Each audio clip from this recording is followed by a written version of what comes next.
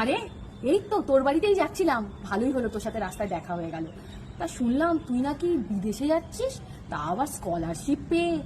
ভালোই হয়েছে, পাড়ার মধ্যে তো কেউ কিচ্ছু করতে পারলো না, আর আমার মেয়েটাকে দেখ খেতে খেতে মরে গেলাম, কিছুই করতে পারলো না। তা তুই কবে যাচ্ছিস রে? হ্যাঁ, তুমি ঠিকই শুনেছো। এই তো আমি কালকেই বেরোবো, কালকেই আমার ফ্লাইট। ও মা, কালি যাচ্ছিস? এই শোন না, আমি একটু পুজো দিতে গেছিলাম, এই প্রসাদ তোকে দিতে যাচ্ছিলাম, মানে তোর বাড়িতেই দিতে যাচ্ছিলাম। তা এখানে একটু প্রসাদটা খা, আর বাড়িতেও নিয়ে যাস, যাওয়ার সময় কালকে খেয়ে যাবি কিন্তু। এনে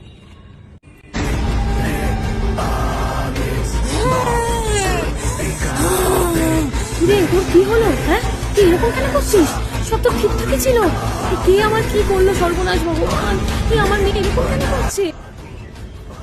আমার মেয়ে কিছু করতে পারলো না, আর তুই যাবি স্কলারশিপে বাইরে পড়তে?